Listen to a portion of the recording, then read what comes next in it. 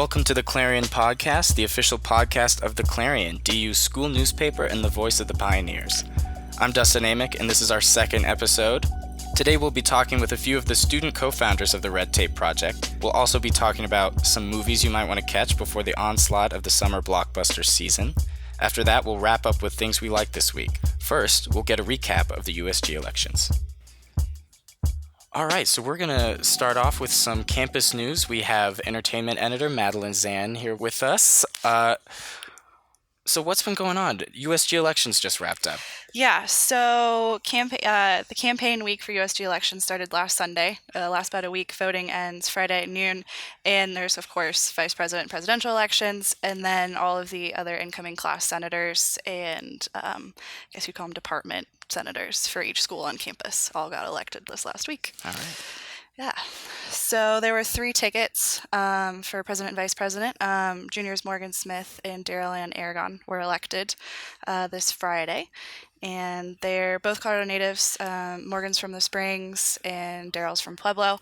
And they met freshman year. And then this year, after getting back from abroad, kind of looked into actually doing this and saying, how can we make a change on campus after seeing everything that had been going on fall quarter from abroad, and coming back and saying we want to try and do something, and if we're the right people, that would be great if we are.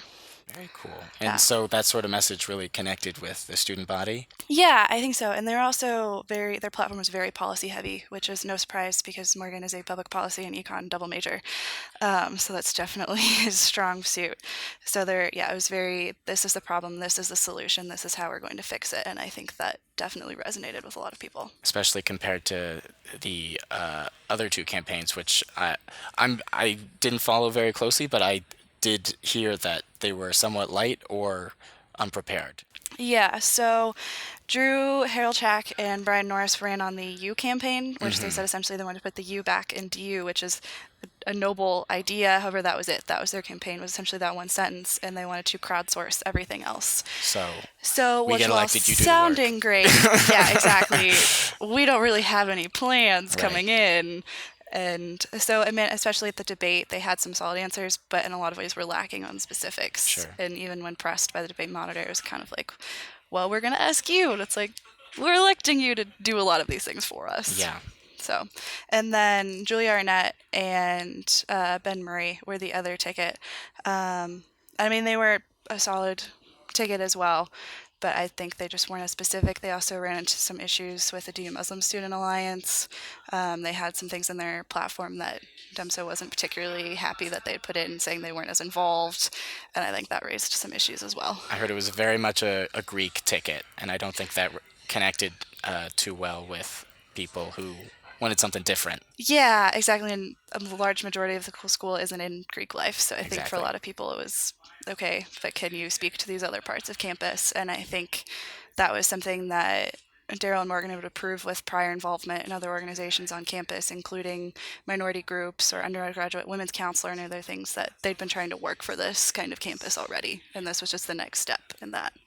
Great. Do they have a priority going into office? Do they have the big... So, yeah, their biggest priority is what they're calling the Leaders Assembly, and they want to actually get that rolling at the end of this quarter after they're sworn in, which is essentially, it's getting all the leaders and presidents of clubs and organizations around campus to meet twice a quarter next year in one solid group so they can talk about these are our goals for the campus, this is how we want to shape it, and have this collective voice for the campus, because one of their big things they talked about was student voice, and that was a theme for I think every ticket, but this was Morgan and Daryl's way of creating it, was through that, and they want to actually see if they can have that start week 8 after they're sworn in week 7, and it's kind of just to get the ground rolling. This is what we're going to be doing next year. Along with that, I know they're also are going to try and get the conversation about the mascot started pretty early into next year, because I know it's going to be controversial and take some time as well. So very cool. Well, thank you for keeping on top of that with us. Yeah, thank you for having me.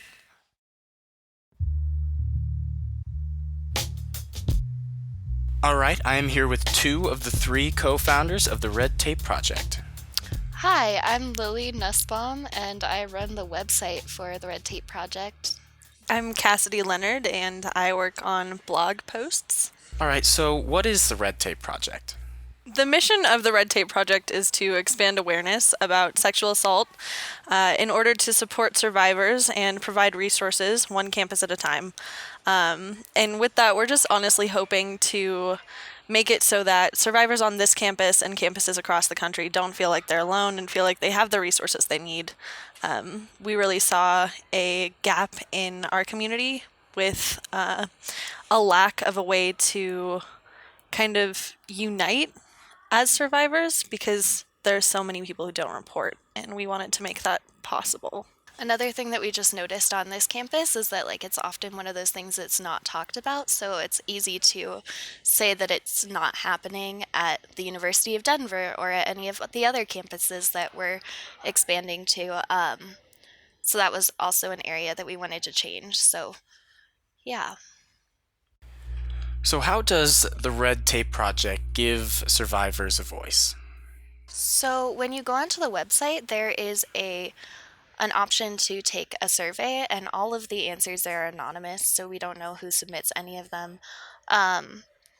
And so once those are up, then we put those onto a map, so they're all moderated ahead of time, but it makes it so that when the X's are put onto the map, then that's kind of just saying, like, we believe you, and it's like a tangible representation of the fact that someone believed your story. Yeah, so there's also the empowerment of knowing that somebody looked at what happened to you and decided that it was worth putting out into the open, because not a lot of people get that. I don't think there are a lot of times where a survivor will tell their story and they're not received well. But we also know, as people who have researched this and have friends who have been involved in things like this, that reporting doesn't happen. More often than not, it doesn't happen. And why? Because of the retaliation that sometimes occurs. We, with the Red Tape Project, want to kind of make it clear that that's not always going to happen, because there are so many people who do sometimes experience negative reactions. And through this, we're hoping that we can kind of bring into the light what has kind of been swept under the rug. So anybody who has felt like they can't tell anybody at all, or they can't tell anybody official, is able to say, this is what happened to me, without taking ownership of it. And then nobody can track them down and say, you're wrong, my friend didn't do this to you, or whatever else. Because like a vast majority of them too are assaults are done by someone that the survivor knows. So especially like we're at a very small campus, and DU does tend to be very like cliquey. I know that at the Into the Light thing, they were talking kind of about it being a patchwork quilt. So like if something happens to upset one of those patches, I guess, then it can just be really difficult, because then you're kind of kicked out of the groups that you've been a part of. Do you see that as the biggest problem of the culture at DU? I think that's one of them. I think one of them is just that, like, yeah, I do think it's a problem that, like, when you're trying to tell someone what happened, that it's invalid if it's someone that you know, especially because, like, we're at a place where everyone knows everyone. But also just the fact that, like, it's either not talked about or it's kind of a point of gossip. So it's, like, not really allowing someone to tell their own story, but, like, it's not really fair to like tell someone else's story, especially once it's like already been through a few like cycles of being told, because it's just like playing telephone is going to get messed up. So where has DU failed its students with regards to sexual assault? First of all, I would say that there are some people that don't even know that Title IX is a thing. CAPE and Title IX and CESA should all be things. CESA is an administration, that's students, but should all be things that people know about. And part of that is that people aren't going out to look for it, but part of it is that it should be something that's more publicized around campus and more accessible. The websites are really difficult to navigate in my experience. And none of it's an easy process. For sure. Reporting through DU and in general is hard enough just because of what you have to talk about, and DU, at least in my experience, didn't make it much easier. I think too that one of the things with like the resources that they offer is that I think they try too hard to make it so that no one's triggered by presenting resources. But at the same time, we're getting these campus safety reports with like graphic details, but we're not getting the CAPE contact information or Title IX contact information after that. That should be something that happens. And yeah, like Kassidy said, the reporting process isn't easy. And the way that that is set up with all of the departments that need to work together but aren't communicating makes it so that there are a lot of loopholes that really compromise the safety of students on this campus. So the biggest problem I hear about the reporting process is that survivors constantly have to relive their trauma. Is that the biggest problem overall? I mean, anybody who has ever experienced a traumatic event knows, or probably knows, about PTSD. And that's not something you can control. You play what happened to you over and over and over again in your head, and that happens after an assault. And reporting is literally having that happen out loud and being asked the same questions over and over again. Where did this person touch you? How did this happen? Were you inebriated? What were some people? What were you wearing? And those aren't questions that should be asked, but they ask for details about your life and what happened, and you're asked to recall every detail of this traumatic event. And for a lot of people, they report right afterwards, which I reported the day after mine happened. And so it was fresh, and my body was still in fight or flight. So that was really difficult. And on the other end of things, reporting months later, you're forced to go back and re-experience it and relive it again. So it's not an easy process at all. I think that if Title IX were to receive like a call that said, I need to come report something, and they brought CAPE in and you could just do it with everybody at once, like that might be a lot easier, because having to go to different people, walk around campus and say it over and over again and have them redirect you and not really offer you everything you need is really difficult. Yeah, I think that it is really hard to like go back over all of the details. I think they've gotten better about the way that they do the questioning, just because it's like open usually, and then all of the questions are at the end. But at the same time, I feel like the way that eventually like everything you say is going to be written down. So like you not only have to like say everything again, but then read it, and then read all of the other accounts. And then if there are other people involved in the situation, then you have to go and read every single story of this,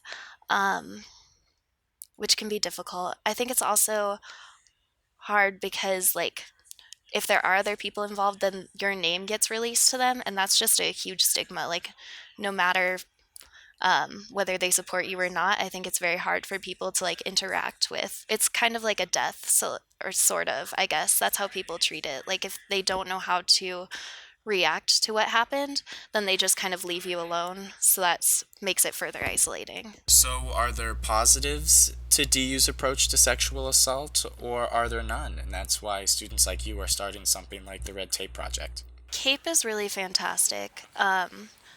One thing that, like, as far as the Title IX process, they do have advocates that will go and like sit with you through that entire thing, which is kind of nice, just to have someone there. And they're also really good about being able to talk through the entire process. But I think one place that DU really fails is that you have to really go to a person to talk through the process, because like Kassidy said, the websites are confusing. If you want to understand the Title IX process, you have to go try to read through the entire manual. And I know that like when you're going through a trauma, like you're not really thinking clearly. You're not trying to like decipher what's going on in a manual. You're like, it's not, you don't function as usual. So that's hard enough. And then like trying to figure out what you're supposed to do, but CAPE is helpful. This is a pretty small detail, but when I went into the HCC and told them what had happened to me, they got me a taxi to the hospital, and I didn't expect that. And they paid for the taxi there and the taxi back, and I didn't have to worry about anything. So that was really nice. So what direction does DU need to go in? As an administration, as a student body, as faculty and professors, where do we need to go to better validate the accounts of these survivors? I think the first thing we need to do is like have a definition of consent that everyone agrees on. And I think it needs to go past just showing one video at the beginning of the freshman year, because I know that personally, like that was already a big transitional time. So like I wasn't paying attention really at all. I don't think anyone was. And that's kind of where the education ends. And we have like FSENs that meet throughout the quarter that could keep going with this, and people are already required to go.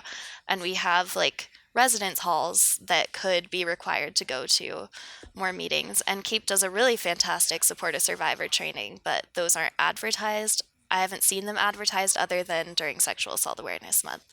And it needs to be more than just a month. And I know that they have like fraternities and sororities going, only 20%. It needs to be everybody. And beyond that, it shouldn't just be fraternities and sororities. It should honestly be like a campus-wide thing. Like maybe even just like a class. I mean, we had to go to a study abroad session like that. If we had to do that for sexual assault awareness and it was like consistent, like once a quarter or whatever, for the duration of your stay at DU, I think if everybody had to do that, we'd see something different. Because I think too, like there were people at the Into the Light thing that I don't think understood like really anything about sexual assault before they went there, and like you watch their faces and they really do understand.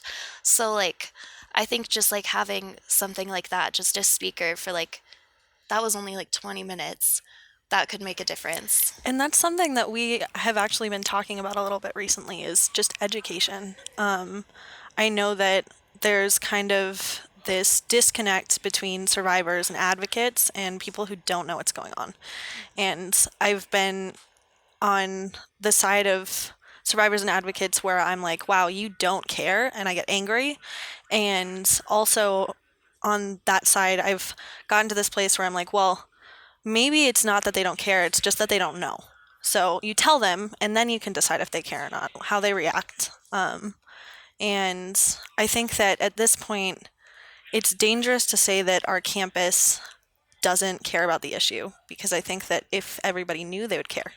But it's I just think we our don't. campus is ignorant about the issue. Ignorant. So that's what yeah. we're trying to change with the Red Tape Project. When we started this project, it was more of like, people don't know, they don't understand, they're not working on this. And I know for me, I initially was very angry, and that's why I wanted this started. I was very, very angry, because it felt like nobody was doing anything. And through this map, people can't look at you and say, we don't have a problem here, because you can pull up this website and you're like, really? Read these. Every single one. Click on them. Read them. See what happened here, because this happened here to somebody you might know. All right. Well, one last question. Does the Red Tape Project have any events coming up, or is there anything that you want to talk about before we go?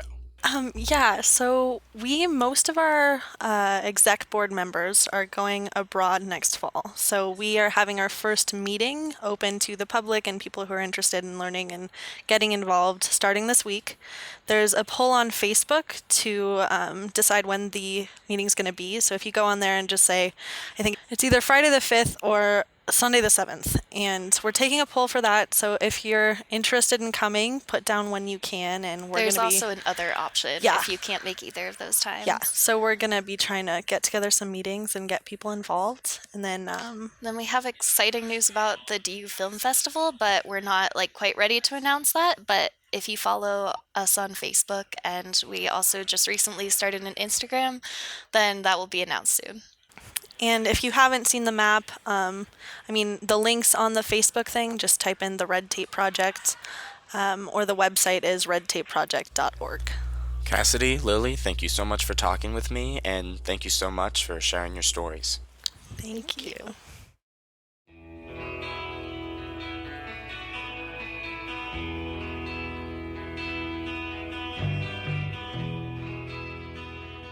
We are here with the DU Clarion's executive editor, Ryan Ninesling. He's here to talk with us about some movies he saw this past week. Yeah, so this past weekend I managed to see a couple of movies that have flown under the radar in the past couple of weeks. So the first one is Free Fire by Ben Wheatley, and the second was Lost City of Z by James Gray. So I'll talk about Free Fire first. Pretty interesting little movie. Not a lot of substance. It's kind of very simple conceit. Basically what it is we have Brie Larson, who obviously people know from winning the Academy Award for Best Actress last year for Room.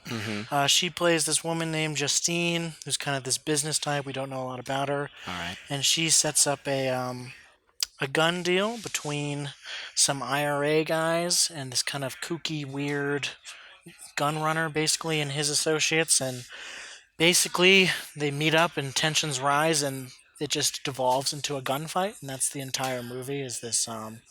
they're kind of in a warehouse just shooting at each other. Yeah. So not very deep, not a lot to say, but kind of a fun movie, kind of an interesting kind of spin on the crime movie that we've been seeing lately. For sure. It's kind of like if you took, when you were a kid and you would have like Nerf battles, Yeah. or like laser tag or paintball, if you took that and like traded it for real bullets and like real guns, that's kind of what it is. It's So like, people are just getting filled with lead. yeah, I mean, they're just like, and they're hiding behind stuff for the most of the movie and shouting insults at each other and just like, kind of, not a lot goes on, but it does at the same time. It's this interesting thing, and then it just kind of ends. Okay. It's very short, hour, 20 minutes. Spoiler alert. Just a very interesting little thing. Not anything like I've seen in the crime genre lately, especially because it's very stylized, like the genre typically lately. It's very overdone, which can be a good thing, but here it's very bare bones. I mean, it's definitely a character movie, and that's hit or miss. Yeah. The lead roles overall really good. I think Brie Larson was a little underused, even though she's like the main character. Yeah. Otherwise, not a lot to room to breathe, but a fun movie. It's a For sure. fun trip to the movies. Great. You seem like a nice girl. We can't all be nice girls.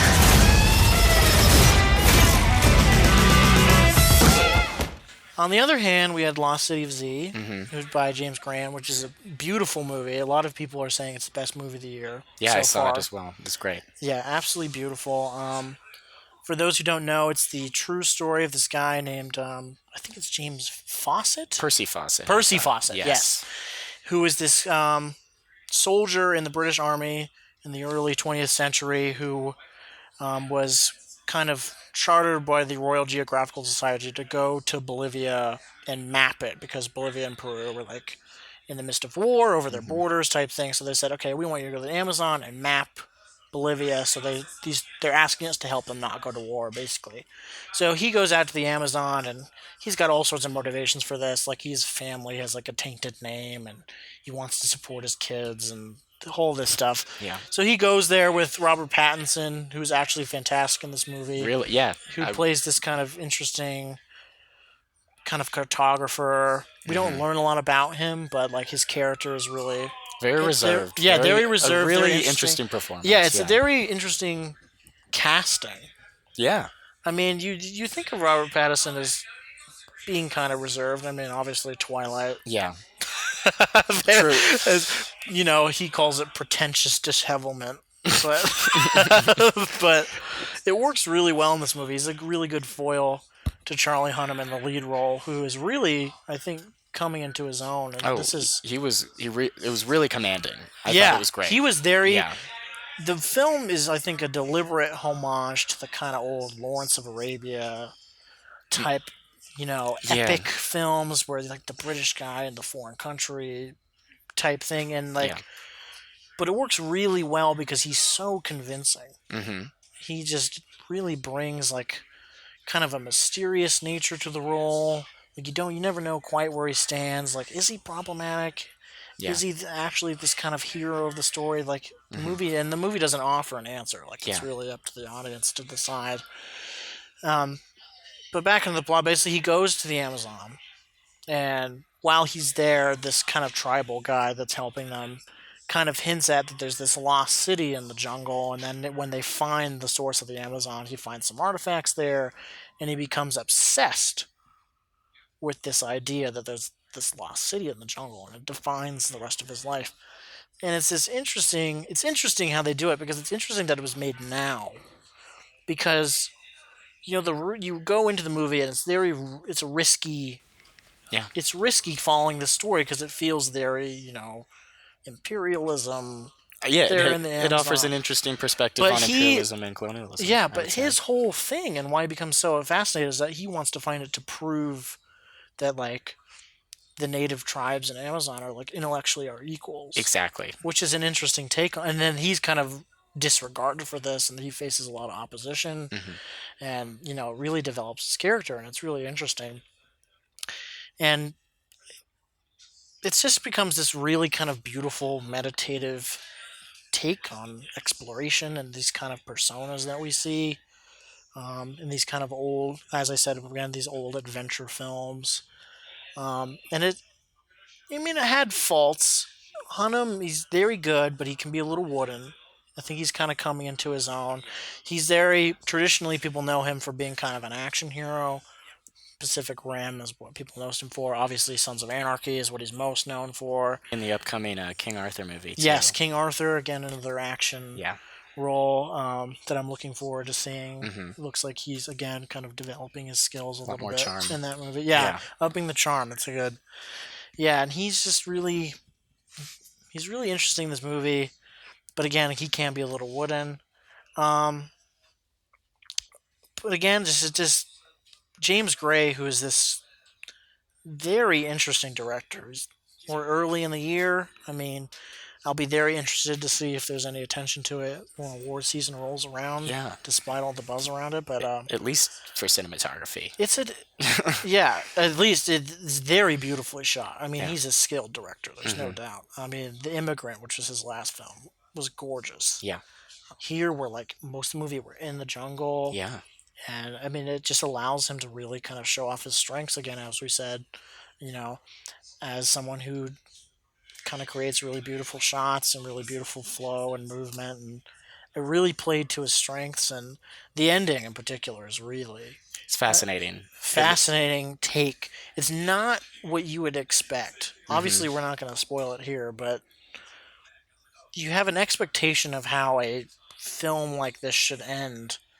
And it really doesn't end anywhere close to how you think it's going to end. Like, even though what happened to the real Percy Fawcett, it does play in a way what actually happened to him and the mystery around it. But it has a good little hint twist at the end. Yeah, there's kind of a twist. I thought that was cool. And it's just this really interesting subversion. I think that's just what this movie is about. It's a homage and it's a subversion at the same time. It was a beautiful film, really unexpected, really, really beautiful stuff coming out, and I think, we're going to have another great year this year, so. Well, Ryan, thank you so much. Oh, yeah, of course. If we may find a hidden civilization where one was considered impossible to exist, we may well write a whole new chapter in history. All right, so we're going to talk about our favorite things from the past week. Maddie, what has been your favorite thing? Hulu's new show, The Handmaid's Tale. I am biased. It was my favorite book, but it is an adaptation of a 1986 novel by Margaret Atwood, and it's about this kind of futuristic dystopian world where the United States has become this theocratic regime called Gilead, and it's based on this fact that the world has become there's a fertility crisis. Yeah. So this theocratic world says, well, it's a curse from God, and we need to return to our conservative morals. And they have a very specific way of reading the Bible that says, this will save us. And so they take women, handmaids, these are the women who are still fertile, and they install them in the homes of high-ranking military. And there's this weird ceremony that's based on Rachel and Bilhah and Jacob from the Bible. It's from the Old Testament, I'm pretty sure, of where Rachel said, I'm infertile. lay with my handmaid and that will be our child. Right. And so it takes this and it installs these women who have no agency, no power, are totally watched, and says, you have to try and have a child with this soldier because clearly his wife is the infertile one, ignoring the fact that, of course, could be the man who's just as much the problem. Yes. But it's looked at as very much of a feminist story of what can happen when you're not paying attention. Yeah. And it's especially the TV show is jarring because while Atwood's like modern world part of it, because it flashes back between the main character Offred, which is of Fred, which is the name of her commander, that she's in the home of, flashes back between her life prior with her daughter and her husband and the world she's living in now. Which in Atwood's book is the 80s, but for the TV show is now. So it's really jarring because you see an iPhone and you see all these things that look really normal. And so it's like, this is our world. And you see protests, which is just very similar to what's been happening now. And then this is what happened after that. And even within that, it's jarring because there's a Prius that drives by down the street, and yet all these women are in these Victorian dresses and they have these bonnets, and it's this weird, oh yeah, that's still our world, and this is supposed to be a warning. But it's beautifully done. It's really, really well acted. It stars Elizabeth Moss, who was in Mad Men. She was Peggy, if anyone's seen that, and Alexis Bledel, who is Rory Gilmore. But it's a really great, really well done show. And so, yeah, 3 episodes were released last Wednesday, and there's going to be a new one on Hulu every Wednesday. Great. Thanks so much, man. Yeah, thank you.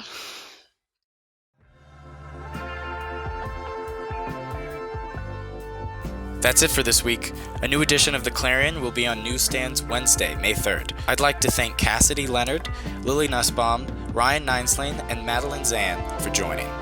Thanks for listening, and we'll be back next week.